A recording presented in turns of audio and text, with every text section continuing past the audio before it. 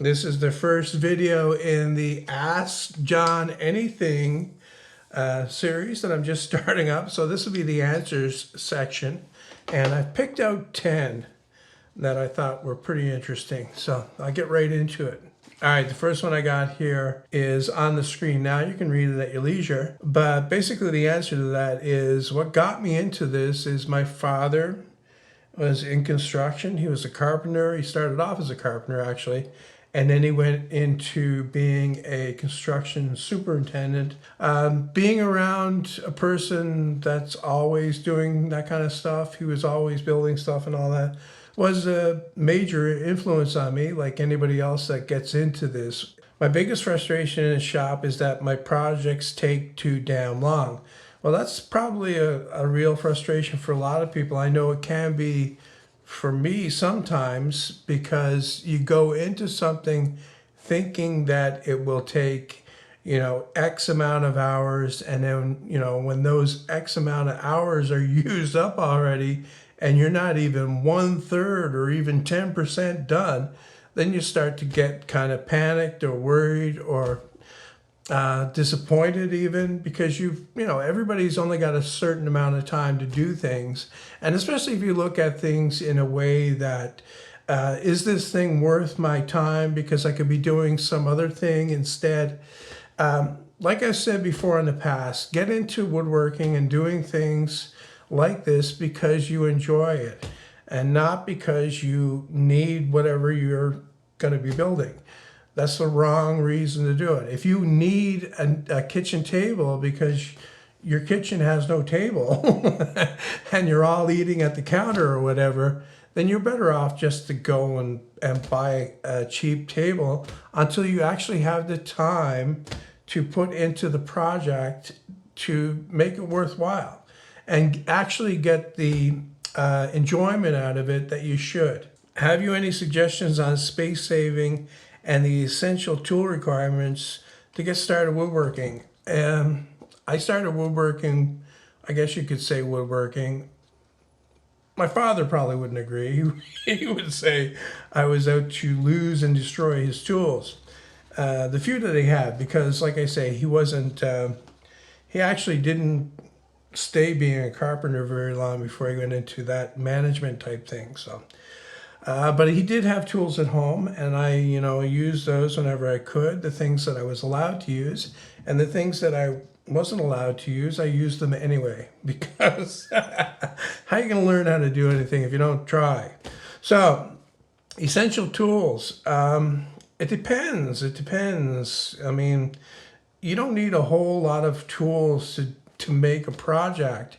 And you certainly don't need anything special or fancy. I mean, it'd be really nice to have a big, professional table saw for every project you want to do, but that's not in everybody's price range. And not only that, it's not something that they can put in an area where they can, do this stuff. So I know a lot of people are trying to get, some woodworking done either in a garage or a room in their house or in the basement or even in an apartment, places like that. So my recommendation is to start off with a fairly modest hand tool selection, and then, work on your skills with hand tools, because believe it or not, even though I seem to be, chained to the table saw, I did start off with hand saws. Like everybody else, when you're a kid, you use a handsaw and you get good with that. And that's where you got to start. You start with the hand tools. And that way you can actually get things accomplished with the tools they have and keep it small and, just get the stuff done that you want to get done. And you'll gain some experience that'll make you better. And when you finally do get those big expensive power tools down the road, if you're still interested in it, that is, then you'll, appreciate those all the more. It seems everybody wants a bigger shop. Yours looks pretty tight too. Have you considered expanding it some or building new?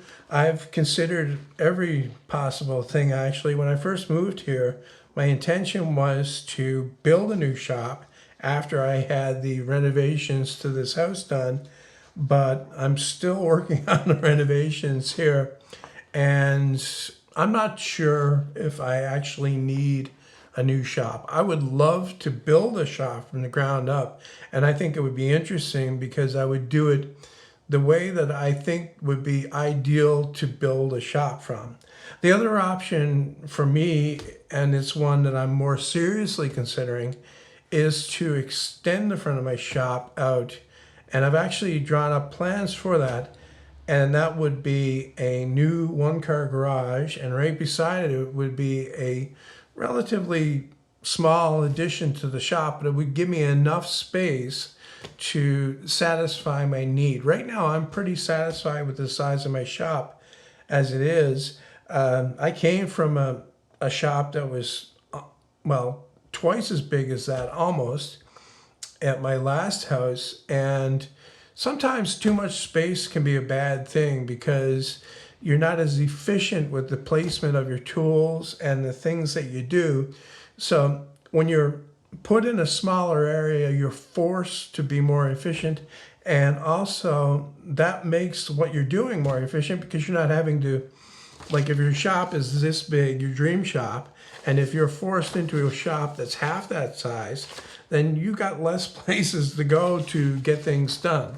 Too much glue is something you see quite often, a comment from people. There's only one situation that's bad as far as glue goes, and that's to have not enough in there. If you put too much in, the excess will just squeeze out. So there kind of isn't too much. That's not a problem other than wasting it. You don't want to be wasting your glue because you've got to buy the glue. So why have it drip down all over the place? The other thing I've seen about too much glue in a joint is that if you have too much in there, it could cause the joint not to close together properly because of hydraulic pressure. And for, I would say 99.9% of woodworking joinery, that's never going to be even an issue because there's not enough surface area there to trap, say, a pocket of fluid in the middle that you can't, press together. The idea being that, fluid in the form of glue is not easily compressed.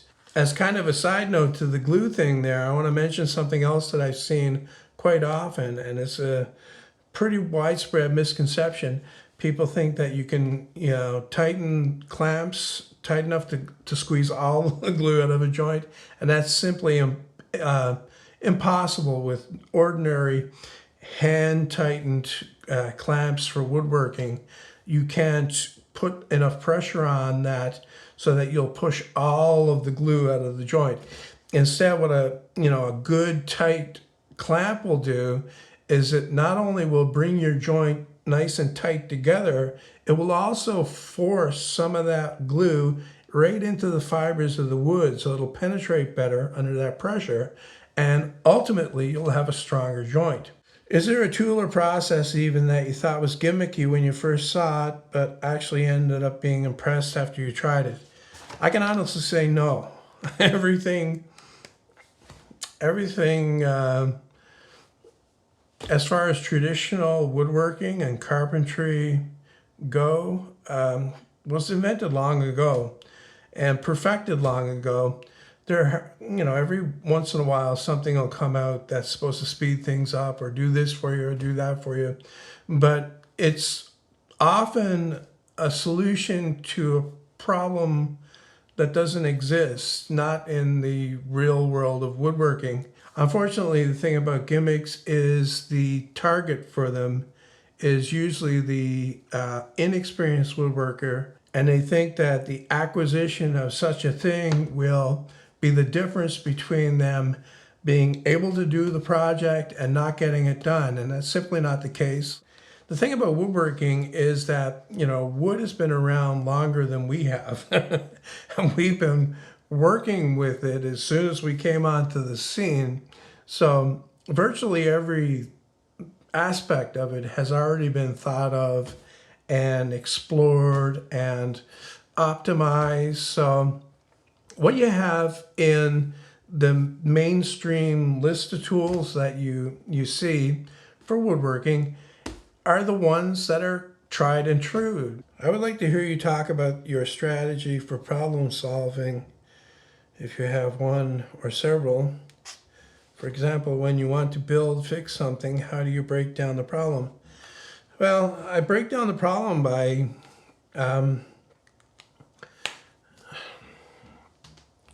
say if it's a cabinet that I want to build, okay? This is probably not say it's a shop cabinet, so that it kind of puts it in context with what I normally do. The first thing I look at is, and this is the most important, what's the cabinet there for? You know, what am I doing with the cabinet? What am I building this for? Is it to put things in? Is it to hold something up, or both? You know, how much space have I got for this cabinet? That is a critical question in a small shop. You can't be throwing away space on a whim. So you really have to stand back and assess the situation even before you start making any plans. That's the first thing I do. And then after I have all that stuff sorted out, I like to make a sketch on paper just to show the rough dimensions. Doesn't have to be anything too fancy. The main idea with the sketch, though, and here's the way it works for me, I don't know if it'll work this way for you, is that after I get the sketch made, I look at it and I ask myself, is this the best way to make this? Is this material that I'm using here the right material to use? Could this be made in a different, more efficient way?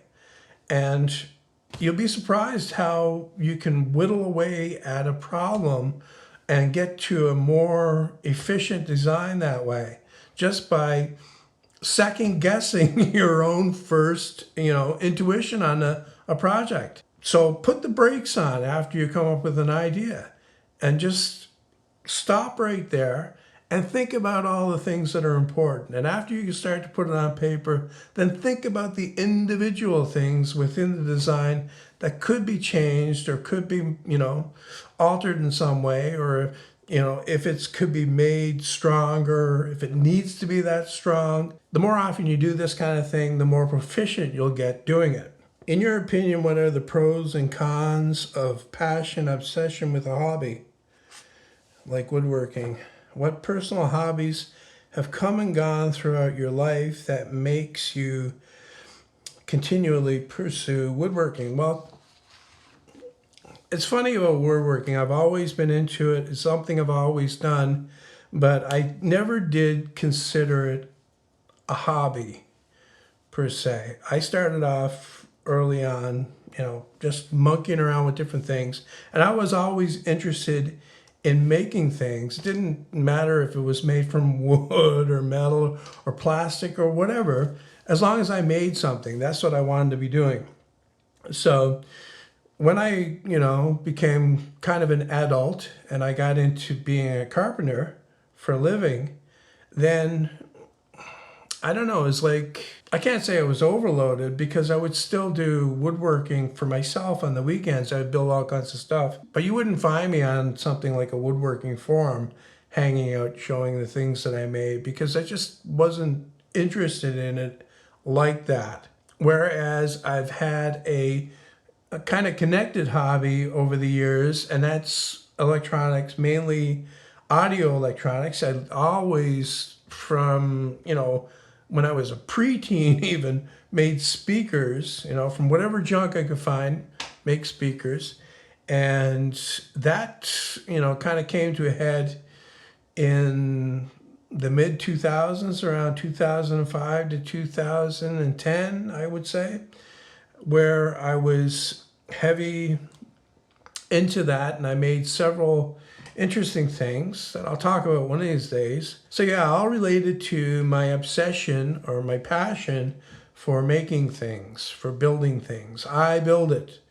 I've always built it. Didn't matter what it was, anything that I'm interested in, I wanted to make it. Do you think it's necessary to have a work table and an assembly table? I've seen some shops that have both and others that have one. I'm starting my own shop, and I don't want to build something that I'm not going to use often. Well, the thing about horizontal surfaces is that they are the most useful thing in the shop.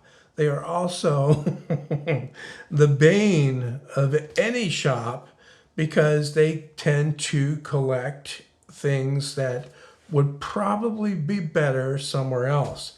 Now, the problem with an assembly table or an outfeed table large enough is that it turns into your workbench slash storage area for various junk, unless you're super organized and have way more discipline than I have. Because my workbench out in my shop now, like 90% of the time, that's covered with stuff, and I really can't use it as a workbench. Part of that is a problem with organization. I still haven't got my shop, even though I've been here 5 years and I've built lots of organization projects, I still haven't got it all organized. So as new stuff comes in, it lands on those horizontal surfaces and it collects there. But the thing I would caution against is doing things that on the surface they seem smart and convenient, but in reality they're not. Like a fold down workbench that's normally up on the wall, and then it folds down and you can do work on there. Because I know in my world that would be the first time go up to say, hey, look at my folding workbench, how it goes up against the wall. And then I would fold it down, and that's where it would stay, because that's where all the clutter would be after that. Okay, I think this is the last one. What are your thoughts on OSB as an adequate substitute for regular plywood? Aesthetics not being a consideration, of course. Well, OSB can look pretty interesting, actually, if it's used correctly. And it has good strength. It has good panel strength, you could say. It doesn't, bend easily. And the nature of it being what these OSB, this letters OSB stand for, is oriented strand board. So the strands of wood fiber or pieces of wood that are in there are oriented so that the strength axis is mostly along the length, but they also go across as well. So that makes it a very suitable material for a lot of different things. And of course, it is probably the lowest cost building material you can find. So if you're making a lot of drawers, especially for the shop, I've used that before. The one underneath my workbench is all the drawers and that are made out of OSB. Even if you're, building cabinets for the shop, for the sides and, the backs, certainly. I made the bottoms of the drawers in my, what is that called? Downdraft sanding table from OSB. I also made the back of that cabinet with OSB. One of the bigger problems with OSB when it comes to, fastening it together, it's not like ordinary plywood in that regard, where you can do a butt joint and drive screws through the plywood and into the edge grain of the plywood and know that it's going to hold well. OSB is not anywhere near that. When you drive screws through the face grain and into the edge grain, it behaves very similar to MDF.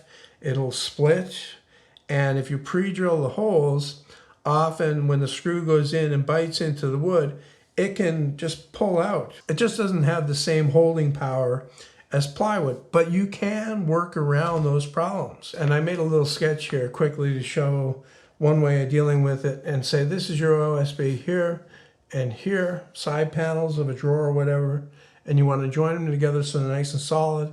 You can cut these corner blocks that are shaped kind of like an 8, and they're notched out on the corners here for the panel to sit in, and that'll give you all this glue area in here.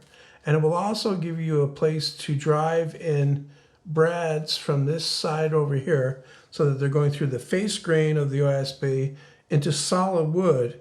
And so, you know, like I said, there's lots of ways to deal with the shortcomings of materials. The main thing is that you don't rule out a material because lack the imagination to come up with a solution to the problem. Anyway, that's it for this one. If you have a question, put it in the comments. If you asked a question last time and it wasn't answered in this one, go ahead and post it again. There's no harm in doing that. If I passed up on it the last time, it's because I had all these pretty good ones here to go through. I'm not saying your comment was bad or your question was bad, but these ones appealed to me this time. Who knows what will appeal to me the next time?